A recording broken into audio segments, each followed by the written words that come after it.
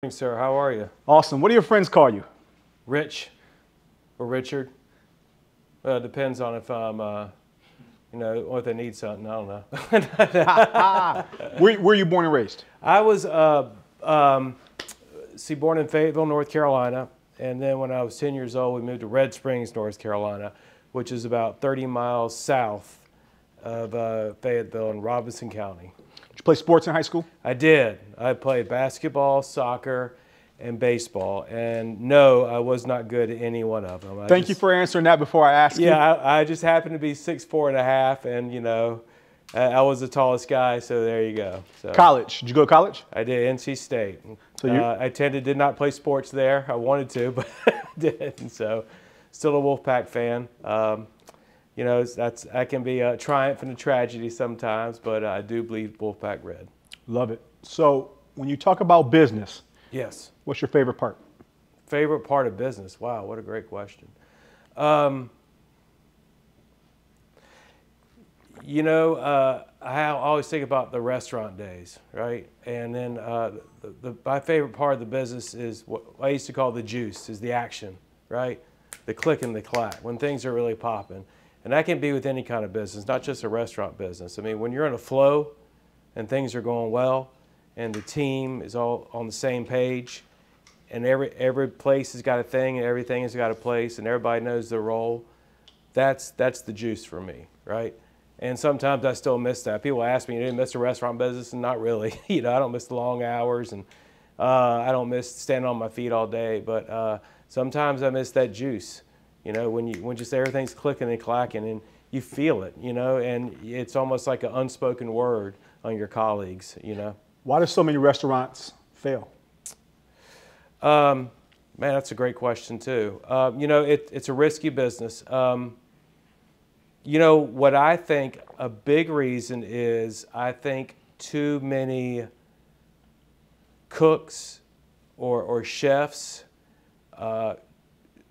don't think about it from a business perspective, right? I mean, there are a lot of great chefs out there, and but they may not be good business people, right? Or they're not learn those skills, or they don't delegate those skills, or let somebody else do it. Say, listen, I'm not good at that, and you're good at that. Maybe you should. I think the other thing too is having systems and processes, right?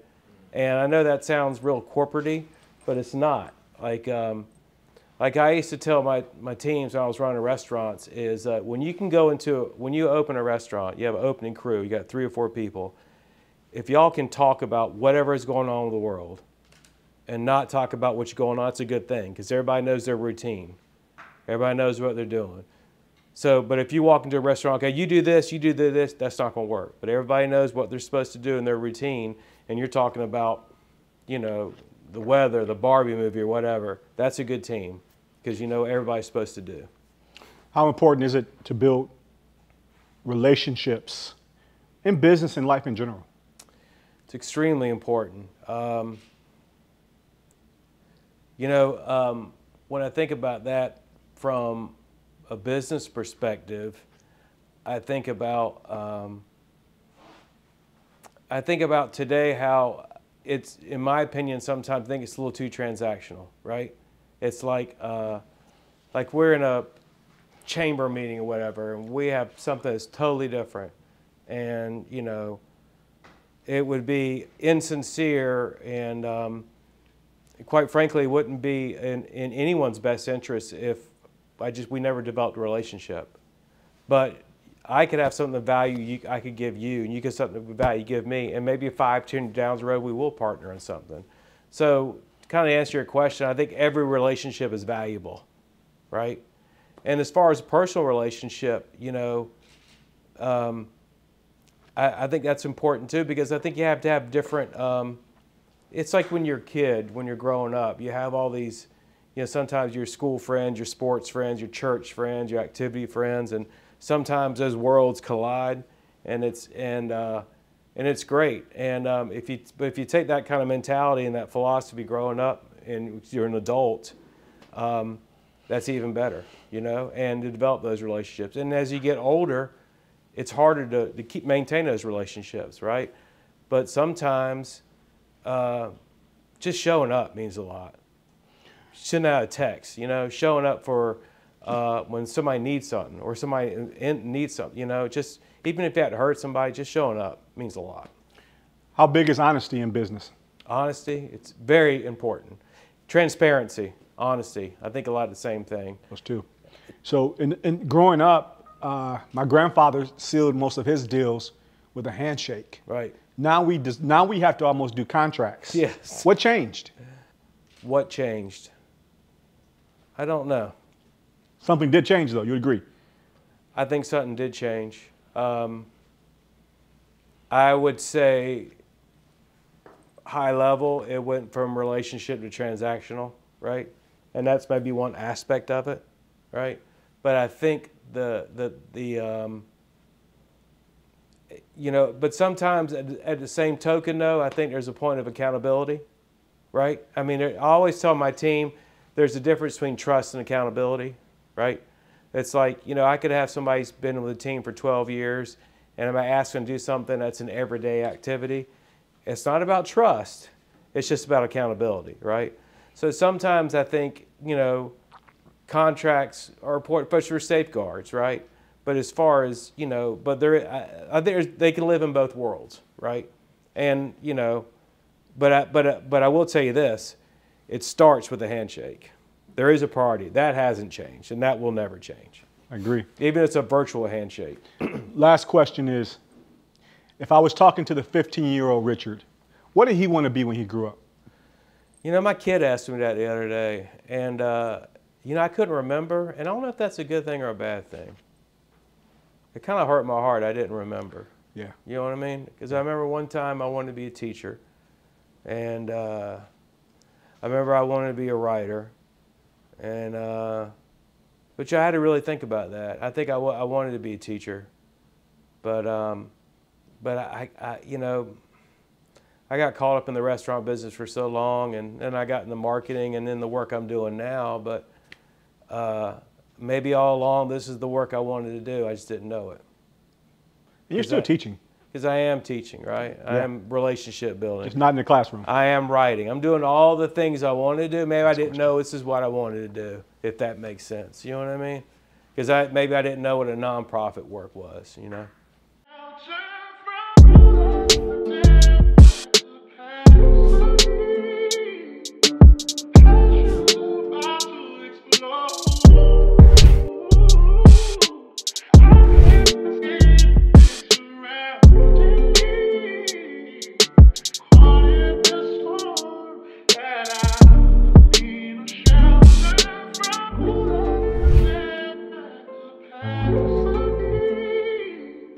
Our vision in the Bro Code, our goal in the Bro Code is to again, implement that same concept. So how do we generate something that is palatable to all? Because when you see the Bro Code, in most cases, who would buy it off top? Right.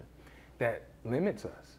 But when we walk into a room, we make any room better. Right. So how do we make sure we leave that lasting piece? So we're thinking merch, and then this says consistency is key. Well, that relates to anybody, young, old, white, black, orange, yellow, blue, race, gender, creed, and everything in between. Consistency will always be key. I can care less who you are. Right. That's right. Consistency Never thought about that one. will always be key. Well, it's just like we're talking about routines and consistency. You know what I mean? Systems and processes, right? I love that word, man. Systems and processes. That piece right there, as a leader, to me, is the space I'm in. Is with the wisdom, the anointing, the experience, the will, and the want. It has to be duplicated. There is no other Troy Jermaine Johnson. Right. But I can speak life into someone else based on my experience if I write it down. That's right. That's right. You put it on your head. And that's the space that I'm challenged with the most, because I'm a doer, I'm a goer. So having a person on the team that can now is good at transcribe, or having someone that's you have one job. So as I'm going, you're writing, and then now can help to take all of that and filter it into modules. And sometimes, you know, and that's what we were talking about earlier, where a lot of these like individual restaurant guys and gals fail is because they have lots of information, but they don't write it down. Yeah. And they assume everything. Like if you were saying that young man how to take a photograph, right? Some things may seem very basic. Sure. But, you know, one instruction may be take off the lens cap. And that could mean like, duh, to you, but this young man may have never done it, so. And doesn't know why it's not showing up. Right. You know, why can't and see? again, just the step-by-step process, making sure that this person has never done this before. Yeah. And if you do that, you can't go wrong. But it's not just a matter of, you know, give them instructions, slap them on the back, give them heck, you know. Teach them, and then show them how to do it, let them do it, follow up. You know, it's whole teach the fish type of thing, right? Because if you do it for them, then they're not going to do it. We call it retraining. Like, that's right. Back to so when I was in sales, Richard, I'll give you a little piece of my background. I was really good at it. We went door to door, and we would use a 5-step system to use enthusiasm to get either a yes or a no. I put this cup in enough people's hands, somebody's going to buy this cup from me. That's right. My law average is just that good. But we called it Back to the Basic Monday. So every Monday we went over the systems in the process as we role played. That's right. We made believe. That's right. What happens if. That's right. And we did that every single Monday. Repetition, So when you said that, repetition. So consistency is key. Right. Our vision, wellness is the new cool. What are some of those things that now can be palatable, can relate, can charge, can empower all, young, old, white, black, orange, yellow, and green, race, color, and creed, right? So that's why we're in that space. So that makes sense. We can add value in any way. So anyway, man, thank you for sitting down, man. First and foremost, tell us who you are, man. Tell us your name. I'm Richard Averitte. I'm the Executive Director of the American Cancer Society for Central and Eastern North Carolina. Awesome. Man. And a friend of Troy Johnson. He's being very modest. Where's my camera at? There's my camera. Yeah, he's being very modest. You know, this is called the Bro Code. He's an honorary bro. I love him. I got recognized in the year-round thing. I appreciate that, man. Yeah, so, indeed. You. We got some special treats for you today. Don't worry about it. We're here to highlight you, sir. Well, it's a privilege to be here. Absolutely, thank you very much. Absolutely. So we are actually in one of the offices. That's right. This is our office in Raleigh. We actually opened last year. So we had an office here. And then during the COVID, we closed it up. And, you know, back we're out of this now. So we reopened the office and slowly getting paid. You know, we talk about routines. People are kind of routine at their home. So we're slowly getting people in, people getting their own routine. Yeah. But, are you getting pushback from that? Like, are people rooted in at the crib? Like, I don't want to go back. You know, that's a great point because, you know, I was talking to one of my colleagues. She's like, well, Richard, I got like 2 or 3 screens set up type of thing. But it's something you would appreciate, you know, I kind of respectfully push back and say it's all about collaboration too. So we can go on teams all day, but you know, let's meet halfway, right? So I get what you're saying, but maybe on like Tuesday, Wednesday, Thursday type of thing. So I don't think anybody's figured that out. You know, I think even like in the corporate space, a lot of other companies are waiting on what's Red Hat going to do, what's Lenovo going to do, and they might just say, you know what, we're going to do our own thing. And I think everybody's different. Some are more, you know, old school, we got to do it this way, and some are more flexible, but I think you just have to listen to your team and see how they want to do it. You know what I mean? And that's how it starts. But I think there's a healthy blend. There has to be. But I think collaboration is the key. I really do. I love and you know, even when you're meeting on teams or whatever, I always ask, you know, put on your camera. I don't care how you look. I don't care what day you have. We got to see you got to see each other. Being flexible. That's right. That's right. Being flexible. And then some days, to be honest with you, like I don't feel like being on camera. You got to respect that too. Yeah. You know what I mean? It's just like, you know, look, this ain't me today. You don't want to see this, but I know we still need to meet. And you have to respect that. It's the empathy part. It's important. Richard, I can appreciate that most about you. We're going to get into the meat and potatoes, but I really want to kind of tiptoe into this, man. Sure. We got this thing called rapid fire questions. I want to have some fun, man. All right. You are an eclectic guy. Oh, boy, so, here we go. I know some of your interests, so Okay. I want you to roll with me on this one. You ready? Yeah. If you were a superhero. Am I the timer? Nah, you good. If you were a superhero, would your origin story involve a radioactive comic book store or a genetically modified anime convention? Wow, what a great question. Man. So bit by a radioactive something or modified genetically.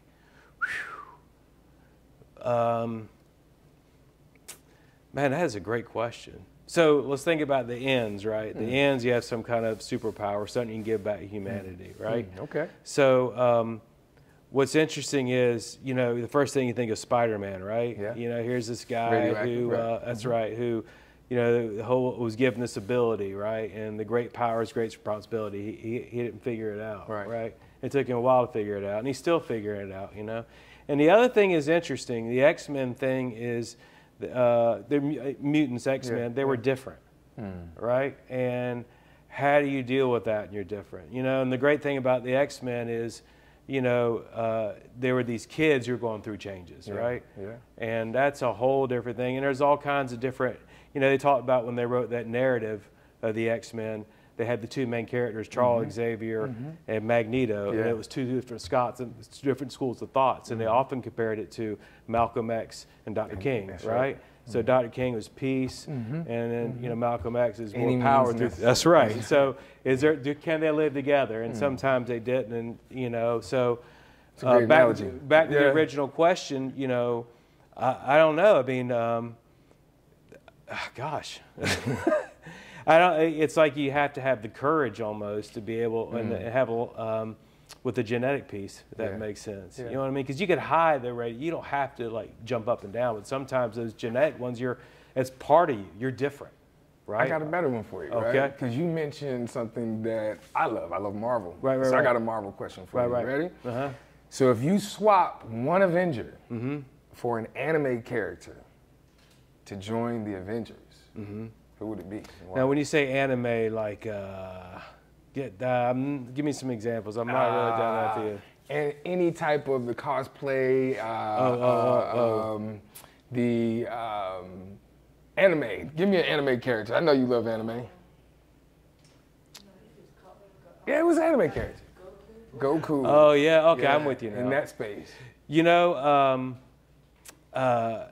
If I had a choce, I see those guys as like comedy relief sometimes. You know what I mean? Except they live it up. So I would take up somebody who's kind of made too serious all the time, like Hawkeye, and then put him in with somebody like that character. You know, someone's kind of loose a little bit, kind of mix it up a little bit. Have a little fun. Yeah, that's right. That's right. Take me back. So I have known you, man, how long have we known each other, Richard? 3 or 4 years. 3 or 4 years. So in your adult life, basically, right? Yep. Take us back to Red Springs. Okay. That's where you grew up, right? What did a Saturday morning look like? What did it sound like? What did it smell like? Who was in the home? Yeah, so, you know, when I lived in Fayetteville, North Carolina when I was 10, and we moved to Red Springs, and it was, Red Springs is a smaller community in Robeson County, and, you know, a lot of that Saturday morning, I think 10 to, 18, I guess, I'd wake up on a Saturday, at first 10 up, I was cartoons, which it's weird to think Saturday morning cartoons said to a kid. They're like, what are you talking about? You know, they don't understand that, you know, what is that, you know, because they're on all the time. Right. But I remember I had a next door neighbor we used to go ball with all the time. Okay. When I got older, we used to drive to Fayetteville or Lumberton because they had the movies, you know, that's right, the movie theaters, right? So, you know, when I think like nostalgic like that, I think about those things that, you know, it was a small town, so I got lost in a lot of things like comic books and movies and stuff like that. You know, and the school I went to pulled from a lot of different communities, right? So there wasn't one, like, you know, I didn't have like a lot of friends surrounding me, so to speak. So I got lost in a lot of books, a lot of comic books, a lot of movies, and you know, once I got to drive, I was like, well, I want to drive to Fayetteville. I want to drive to you know, Lumberton, and I got in this weird thing where I really got in like flea markets, and I would go to flea markets and like look at vintage stuff, and I got taught these older people, and I would ask them questions about that. You know, you're around this time, kind of tell me about that type of thing, and I always feel like sometimes that maybe that's helping a relationship building, kind of a mentor type of thing, because you know, here I am, this 17-year-old kid driving to Fayetteville, talking to these, you know, these flea market vendors about, you know, tell me about your experience. And it was kind of a melting pot of different people, right? You know, I remember there was this Jewish guy from upstate New York who sold baseball cards. And I remember this there's a black guy from Georgia who sold records, and he turned me on to some different records, right? And there was there was a woman actually who sold videotapes. So I saw these different, in this one area, this flea market, this kind of this cultural universe where I got turned on so many different things, some good, some bad, you know, but I remember developing these relationships with these people. You've always been good at that, man. It's almost as if that's your superpower. Well, I appreciate that. We talked about that, right? Right. I've always appreciated about you, too, that you have embraced the heart of a servant. Wow.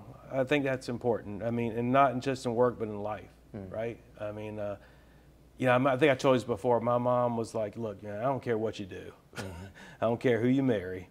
I don't care where you live. You can live in a box and marry a man. I don't care what you do. But the day you stop serving is the day you stop taking my name. So those values were important to you, instilled in you early on. Absolutely. Absolutely. And I was the kid who was the Earth Day guy. You know what I mean? Before I got thing, I was a mentor for a young man in college. And you know, here I am now in this position, and it took me a while to get here as a profession, but I was always had this, and you know, some kind of volunteering, you know, and I got to figure out the intricacies of it the last 10 years, I guess. But I was always, you know, I always feel like everybody has a skill. You talk about everybody has a talent, right? And it's that time, treasure, and talent, you know. Some people have fortune in all three. Some people won't have two. But if you have one thing you can give, you can just show up. That's, you know, I talked to Kirk about that. If you can just show up, that means a lot to somebody. You know, big presence. Yes, that's right. So it sounds as if both parents were in the home, it was a nurturing home, a loving home. You found appreciation for wisdom or wise counsel. Yes. Comic books. Yes. And you in movies. Mine was Ferris Bueller's Day Off, Goonies. What is that? Give me another one. I'm going there. Like, what are yours? Ghostbusters. Yeah. You know, I always found different things. Like, you know, there's comedy. You know, there's action, adventures, horror. There's always something. And then sometimes I would get so deep into somebody, right? I would like study what they did, right? Like I went in this thing where I would get into like all the Star Wars movies, right? Or then I get a director, right? I would get into like Francis Ford Coppola and the Godfather movies. I would get into Spike Lee, right? I watched every Spike Lee movie. I even watched Girl 6. You ever seen Girl 6? That's not, unfortunately, yeah, exactly. But no, but I realized that they each have a lens and they have a gift. Like I don't know anything about them, but y'all know, y'all have forgotten more about this than I will ever know. But I can tell you what a certain director looks like. I can see that lens. I can tell you what Spike Lee shoots on a dolly when he comes out on his shots, right? I can tell you how Spielberg, how he looks, you know. But I think that's the thing about movies is like it's that lens, that's someone else's lens of the world. It may not be right and it may not be accurate, but it's a different lens, you know. But it makes you think sometimes, and that's why. And sometimes it's a culture you don't know. Right? I mean, and sometimes you have to figure it out, you know, and sometimes it makes, you know, I'm interested in that. Maybe I should, you know, find out a little bit more in an actual history book or something like that. So I think finding, the thing about movies, I think, is finding someone else's lens and allowing you to discover something else, if that makes sense. It perfectly makes sense. And in listening to what you just spoke of, one of the things that I took away with the work that we do in mentoring, right? I always tell the youth, man, be a forever learner. Right, absolutely. And when I'm hearing, like when I hear you talk, you not only the heart of the servant, right? But you looked at the world, you looked at people, you looked at, from what I'm hearing, as an opportunity for knowledge, an opportunity for relationship. So now here it is, you are going into college. Where'd you go to school? NC State, yeah. And Wolfpack is in the building, that's okay? Right. All right. Tell us about those days, man. You're an awkward kid at 17 in high school. You're now leaving the flea markets of Fayetteville, potentially, right? That's right. And going into Wolfpack territory, and now all of downtown Raleigh is your oyster. Well, yeah, it was a lot different back then. It was in the early 90s, you know, and the only reason you went downtown was unless you worked downtown or going to a museum, you know, it wasn't like it is now, you know, type of thing. But you know, I enjoyed my experience there. I had to leave a little early due to my mom getting sick with breast cancer. And I had to jump in and enter the workforce a little earlier than expected. But I was an English major. That was what I wanted to do. I wanted to teach, you know. And then, you know, and the restaurant business came along, right? Yeah. And so, you know, then you got caught up on that. And once you get caught up on that, it's hard to get out, you know. And also there's the elements of that too. Like I was a really good trainer, right? So I think there's the teaching part, you know, and I like the click and the clack and the people and everything. So I like that part too, you know. So there's a lot of different parts of it. Okay. That, love it. We're going to take a brief break. Yeah. We got to pay the bills. Yeah. We'll be right back on the Bro Code Show. Attention corporate heroes. Your support isn't just a gesture. It's a catalyst for change. Making Strides Against Breast Cancer salutes the incredible impact of our corporate sponsors. Your partnership fuels the engines of progress, helping us pave the way towards a breast cancer-free world. Every donation you make strengthens the foundation of research and care. Every volunteer effort you invest creates a ripple effect of compassion. And when your employees join our walks, they embody the spirit of unity and determination that defines our movement. Visit our website today to explore how your corporation can become a beacon of hope. Your sponsorship isn't just a logo. It's a commitment to shaping a healthier, brighter future. Join Making Strides Against Breast Cancer, and let's stride hand in hand towards a world where corporate compassion sparks real change.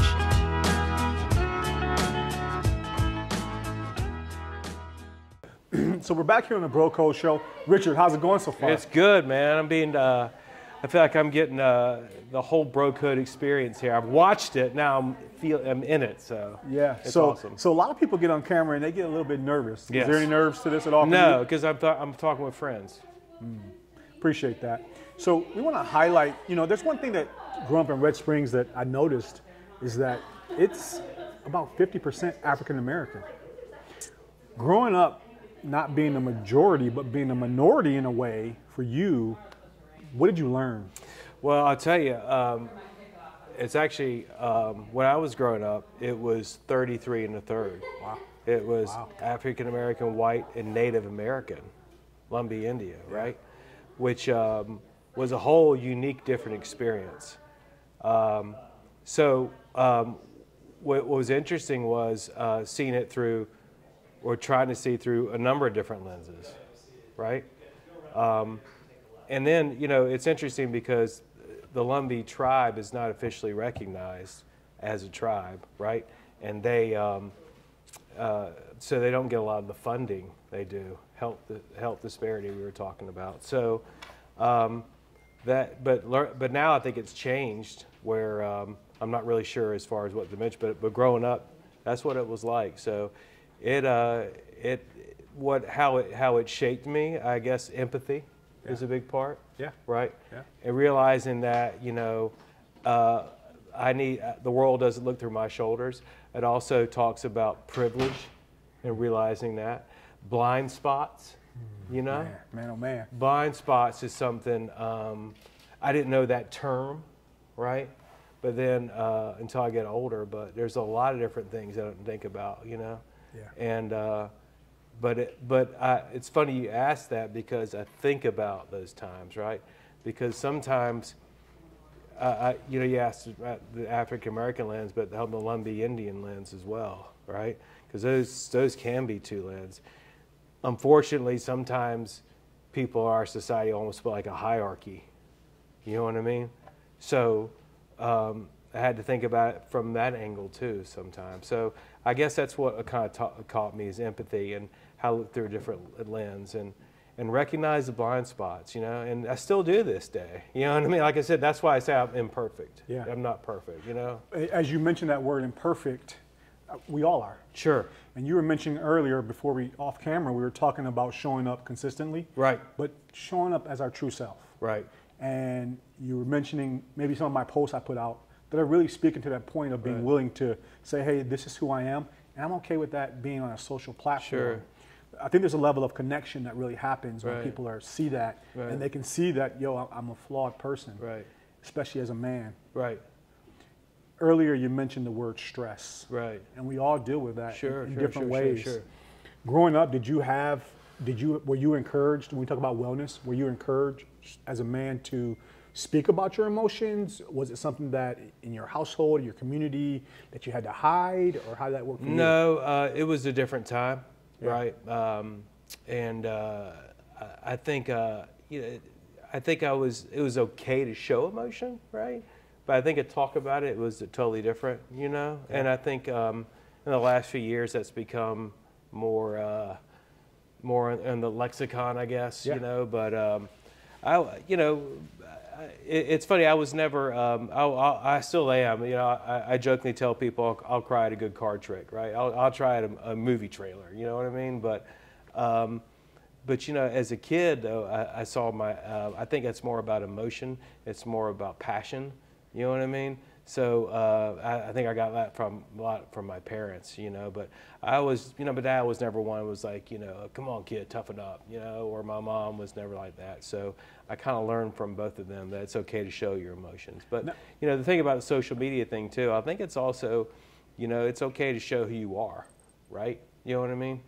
Yeah, So. yeah. I appreciate that. So are you passing that on? Because you have a son also. I do. So are you able to pass that on to him and that strength on to him? I try to. It's okay to show your emotions. It's okay for empathy. You know, empathy is a big thing I really try to teach them. You know, if you see somebody in the room who's by themselves, go up and talk to them, right? And sometimes, which is, you know, I've taught my daughter, because she's older, she's 14 now, right? But I'm teaching my son that sometimes it's your duty to speak up, right? Like I have a friend of mine, Rabbi Eric here in town, where, you know, there's some things going on in the Jewish community, right? And, you know, he says the best feeling is when people speak up for that community. And he always says, like, he always tells his children that if you see somebody that hasn't been spoken up before, you make sure you speak up for them. So I'm trying to teach my son. You know, I've taught my daughter, it's like there's some people who may not have the voice you have, so you damn well better do it. You know, you better have, if you have that right, if you have that privilege, that's what you use it for. Yeah. That makes I'm sense. always thinking about the collective consciousness Right. of us as humanity. Right. And if we could just get that right, where everybody's not going to have a voice. And if there's a women pay gap, and I can say something about that, I'm going to speak up on it. Exactly. So that's just one example. Exactly. And I don't know if you've ever wrote a book called The Sum of Us, right? The whole theory is we have to remove this lens of competition, right? A whole society lives with this lens of competition that one is trying to overstep the other. But if we remove that, we'll be a better society. You mentioned it earlier, and I was off camera, and I was like, I'm like rooting when you said that, like, it's not about my piece of the pie. Right. If the pie gets bigger, That's right. right, collaboration-wise, Right.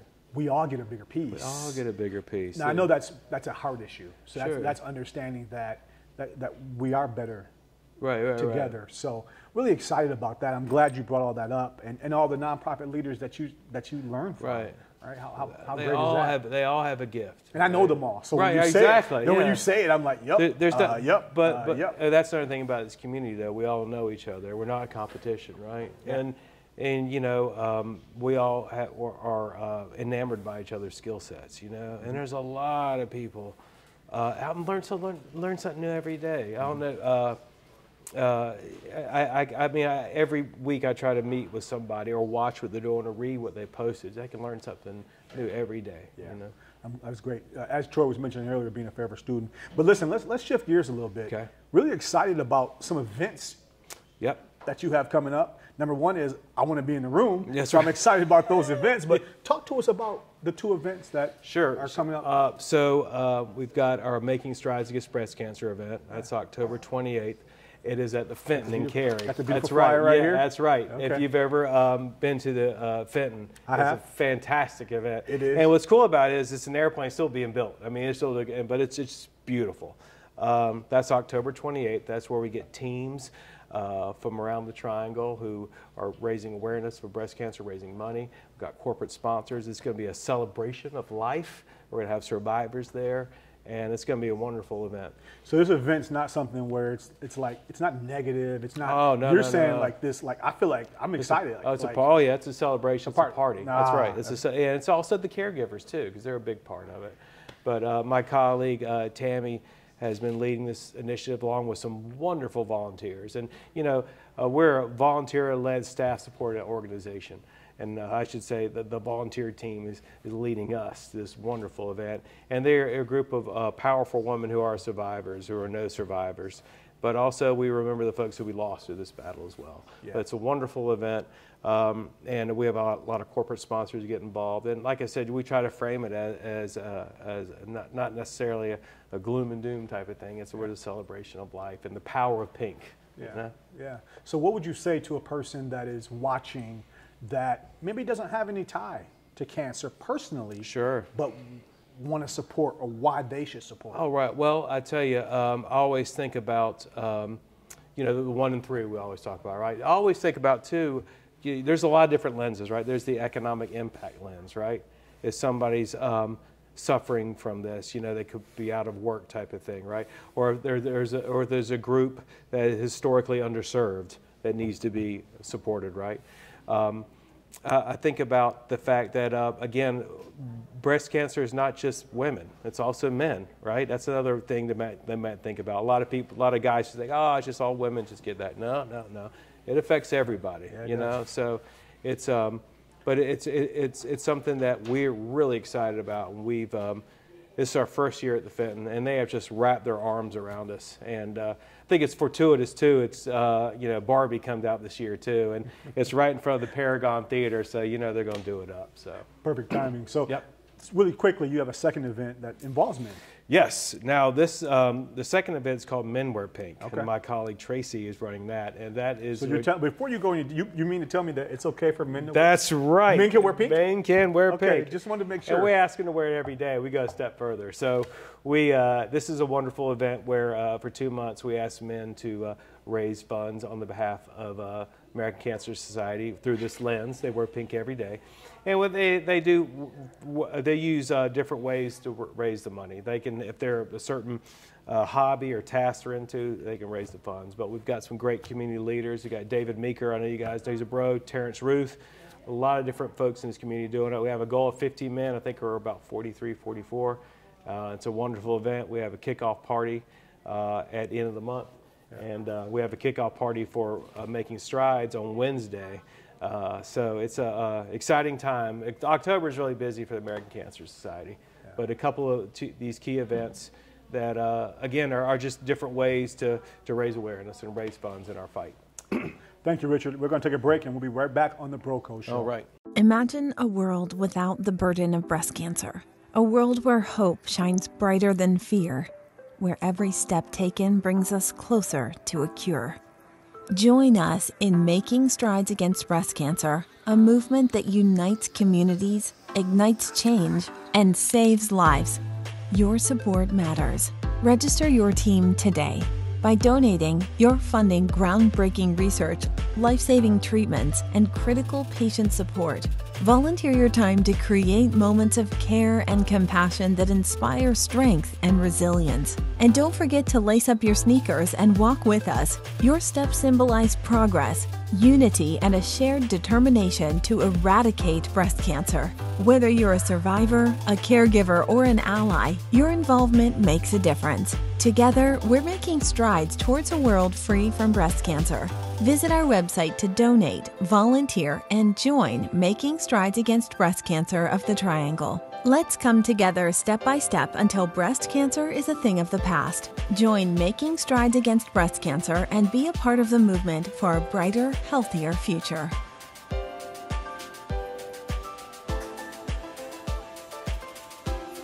Let's dive into that, Richard. Like before the break, we were talking a little bit more about the things that you loved as a kid, and now here you are, a big kid and have kids. I saw a post you put on social media a week ago. I think it was GalaxyCon. It was something at the Raleigh convention. Your purity of heart. So, and please correct me if I'm wrong. What I remember is that you weren't going to go just based on life. Yeah. And I always say light attracts light. My grandfather said it feels good to do good. You put good into the world, you get good back. Well, it just so happened that in this space of I wasn't going to go out and pop a couple fans on the rooftop and just look down and be like, hey, look at that. Oh, that's so-and-so. Oh, they got this costume on. That's exactly and right. all of a sudden, energies and moons, whatever you want to choose to call it, start to align. And someone walks up to you and says, hey, I got a free ticket. Now, it's two of y'all. Exactly. So, you know, it's like, hey, well, I appreciate it. Yeah, I'll put it in my back pocket. That's right. That's right. Put it in my back pocket. Hey, you know. But then, what happened next? So yeah, like you said, you know, we wanted to go to this GalaxyCon, but those tickets are expensive, right? And we had a tough summer. I mean, so we are like, you know, we can't do it this year. Let's just go. But if you go to downtown Raleigh during GalaxyCon and just people watch, it's just it's a sight to see. It's a sight to see, right? So yeah, we're walking up and some guy just says, hey, I happen to have an extra ticket. Do you want it? It's like, well, me and my son, you know, but thanks anyway, I got it. And early in our day, a friend of mine posted on Facebook, hey, I've got a ticket, you know, and I thought, well, at the time I didn't either. Well, I called him, I was like, hey man, you still got that ticket? Yeah. And he's like, yeah. And he's like, well, where can we meet? But that goes back to the thing kind of what you and I were talking about earlier, or Kirk, is that these relationships. That guy named Cole, his name is Cole Watts. He's a Salt Earth guy. I don't think I've seen him since COVID, like person. I talked with him, but when I saw him, it was like, hey man, how's it going, right? You know, that's a relationship. So yeah, we had this opportunity to get in when I woke up that day, I had no expectations going out of the day, right? So, you know, maybe it is, that's the way it kind of works out. You know what I mean? I mean, and, but at the same token though, I know that, I know I wasn't gifted that. I know that I can't count on stuff like that either day. You know what I mean? I can't walk until I think, oh, I'll just make it happen, because that's the was it somebody told me one day, that's the risk of you know, it's like I always talk about volunteering, right? Volunteering is a privilege of time. You have the time to do it, right? So, and what I always respect someone's time that when they volunteer, because that's a privilege. Some people don't have that privilege. Some people working 2 or 3 jobs, they wish they could volunteer, but they couldn't. So my point is, I appreciate that opportunity I was given. But I know that just because of who I am or where I'm from, that may not come. It just happened, right? I do believe that we live in a world of energy, man. It's some boomerang effect. Right. Man, what I put out does come back to me. Now, what shape, form, or fashion, it comes back. Right. And it may not even come directly. It may be indirectly. My son gets blessed. That's right. Kurt gets blessed. That's right. That's right. The people that are closest to me in my proximity, I call it the overflow. That's right. That's right. I love that, man. But you know what I loved about the story even more? As a person that has a heart for people, it came right back to you. And here's why. Because the story got deeper. You put another post. Because you got a chance to go in the room, you met one of those directors that you talked about earlier. Right. No, that's right. Yeah, I got to be, so Jaws is my favorite movie of all time, right? And I got to meet one of the actors, Richard Dreyfuss. And you know, there's 3 main actors in that film. 2 of them have already passed. And I thought, you know, there's probably no way I'm going to see him. But I got an opportunity to meet him there. And, you know, what I said to him was like, you know, it's nice to meet you. It's like, look, I know you'd never met me, but you've been in my life for the last, you know, since I can remember. And I really appreciate it. And he said, you know, that's the best compliment anyone could ever give me, you know. And, you know, I like I said, I had no expectations of meeting him when I got up that morning, right? But, and I know some people are like, you know, it's like, you know, when people, there's some people out there who make fun of people, like when someone passes, they get upset. And they're like, well, you didn't know them. Well, did you? Yeah. I mean, like, did you? Like, I remember when you know, they had an impact in my life, right? You know what I mean? So that I kind of did know them. I knew their work. I mean, they've been in my life. You know what I mean? I mean, so I don't have a problem when people get really emotional about that, you know? I mean, so I think that's just genuine to say that you didn't know them. You know, if that person chose to put their work, whether it's music or movies, out there, then you do know them. And they expose you. Yeah, they do know you. You know, if they had some kind of impact in your life, no, They do know you. And I believe, to your point, Richard, that you are living that out, like what you just spoke of. I believe that with that heart of the servant, with the embracing of being a forever learner, that you're living in your own way that same space. I've known you for the last 3 or 4 years, but I've never known a time when I've never seen you not serving. Right. Well, I think it's, I feel guilty if I don't. I don't know if that means guilt. I don't know if that's the right word. I don't know. I just feel like, I don't bet it's guilty. Maybe that is it. I don't know. I just feel like it's a hole I'm constantly filling. There you go. I feel like it's a hole. And my grandfather, Yeah, maybe maybe that hole's not filled until the world's right. You know what I mean? And then maybe that hole's never going to be filled. But as long as there's some right not being there's some wrong not being right. If there's somebody lacking something who should have, then there's always something. You know what I mean? And sometimes sometimes it gets a little overwhelming. You know. Something I've been talking to a lot of people about, I want to talk to you all about, is how do you handle stress, right? So I used to run a restaurant business. My old boss, he said, look, you can only control your 4 walls. You can't control Washington or Wall Street. You can only control clean restaurants, make sure your staff's in uniform and good food, right? If you take care of that, everything's all right, right? So I used to live by that philosophy, right? But, about 3 weeks ago, I kind of had almost a panic attack. And then, like, those outside things started getting the inside, right? Like, why is it so hot? Then, why can't so-and-so in my personal life do this? Or what if somebody wins the presidency next year? Anxiety is real. What if so-and-so in my personal life? What are we going to do with all these people without a home? You know what I mean? So all these things I couldn't control, for things I could control, and they kind of and I got overwhelmed. I felt that and I reached out to some personal friends. I said, "How do you do this?" I got different. The best example I got was breathe. That was one. Maggie Kane said that. Maggie, just breathe. Another woman I know as a mentor her name's Cindy U. Robinson. She said, it's a circle. So there are things you can control and things you can't control.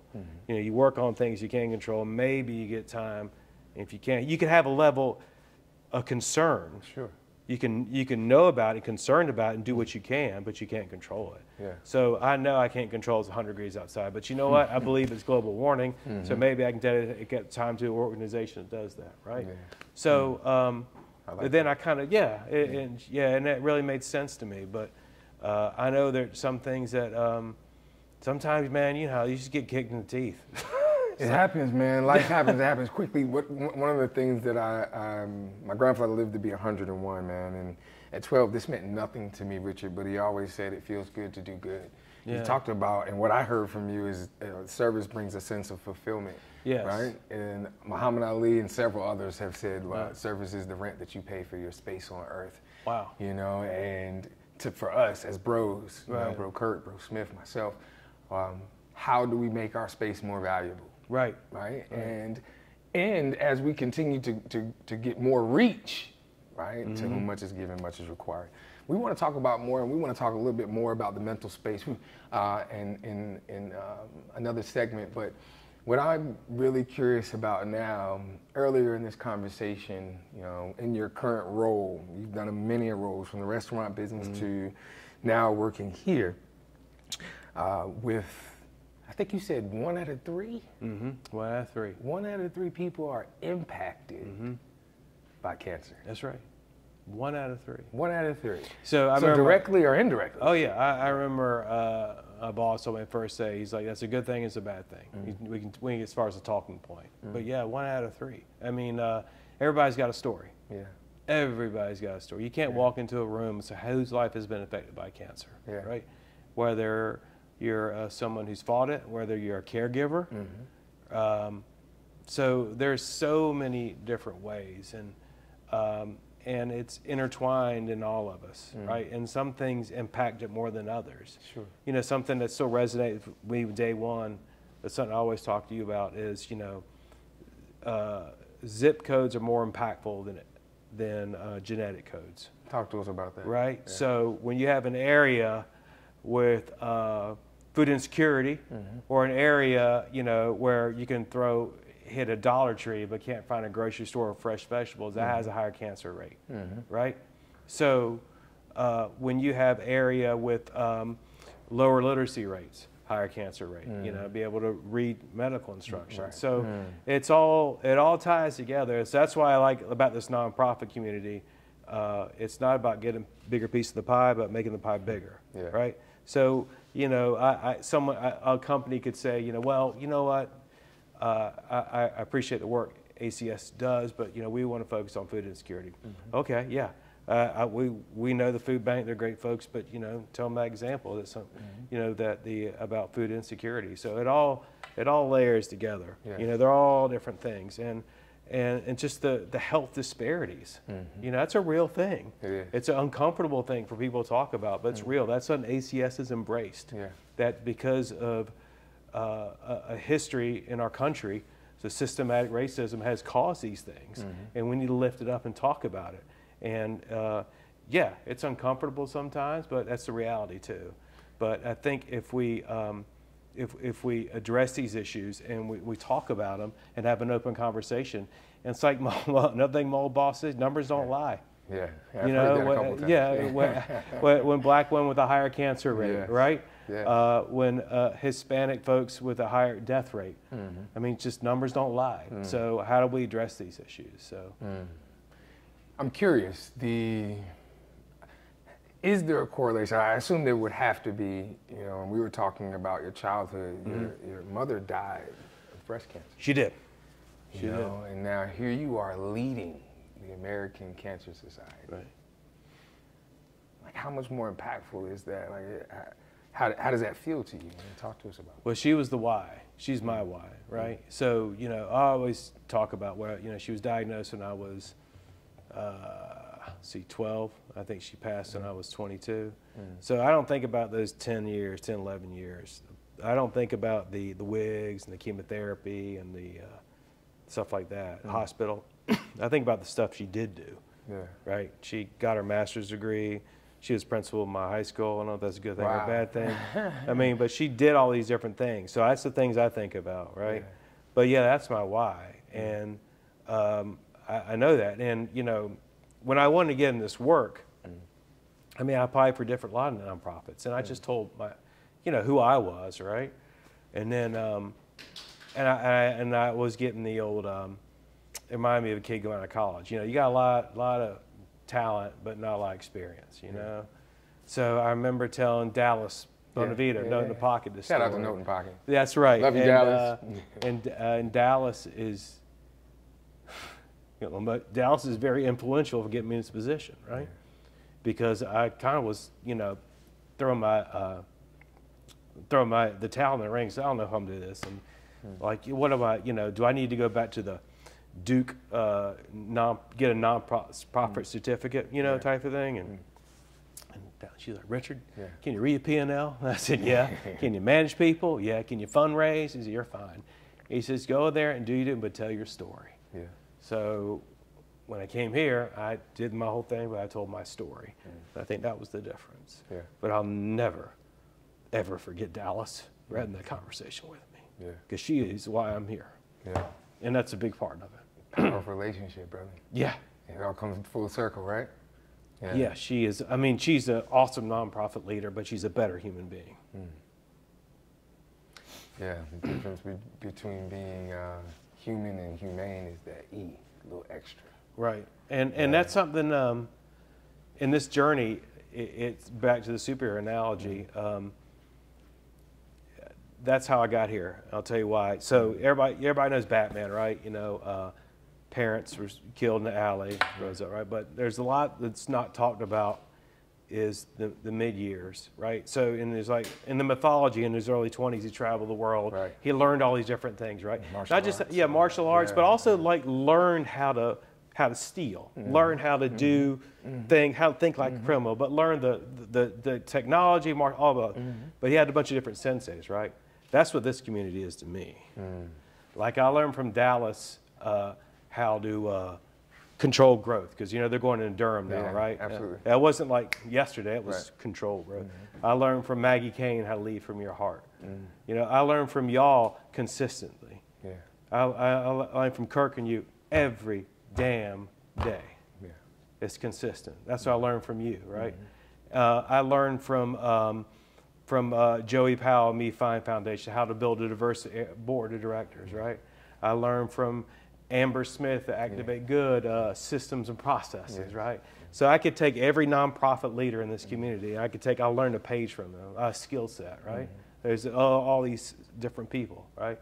And and sometimes it was just having a cup of coffee. Sometimes it's me watching from a screen. Sometimes it was diving in, working next to them. Sometimes it was me from afar. But I watched, I listened, and I learned from all these people.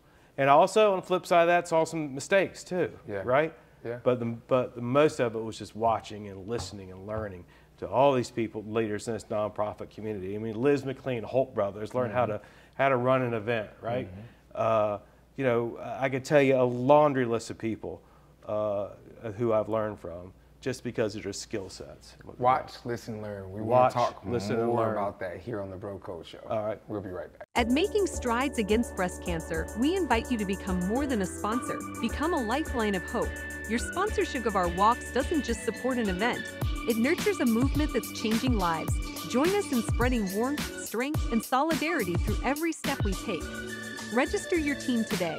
Your sponsorship dollars drive research, provide care, and uplift spirits. Your brand becomes a symbol of compassion, showing the world that together we're making a difference.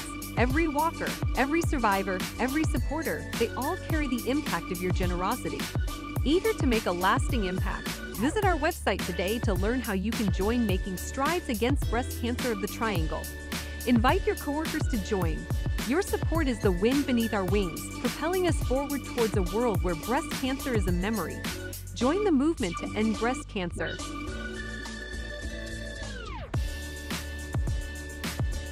So we're back on the Bro Code Show, and Richard, this is a special moment.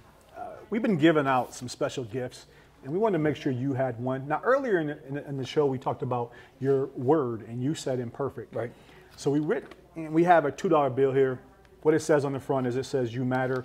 It has your name, Richard, and we've written the word imperfect on the back. Our whole team is signing the back for you. I guess I want to know, first of all, does $2 bills mean anything to you personally? Yes, I'll tell you why. When I was a kid, my dad hired some guys to paint our house, right? And he put a deposit down, as a check.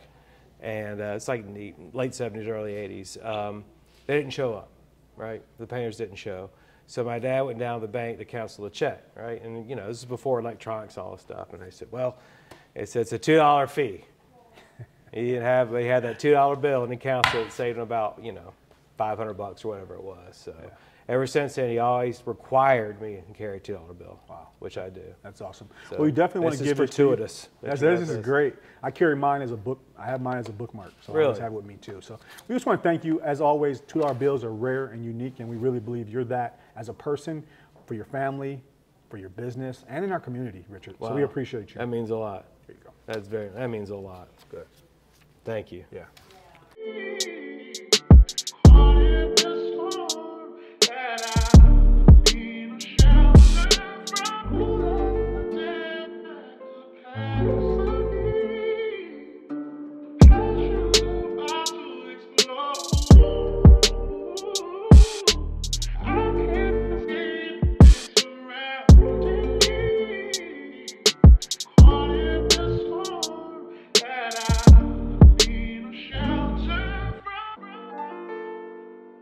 Just got off an episode with the Bro Code TV Productions and the Bro Code team, man. Tell us about your experience. It's a fantastic experience. It was in depth. I had some great conversation. I felt like I was talking with friends. You know why? Because I was talking to friends.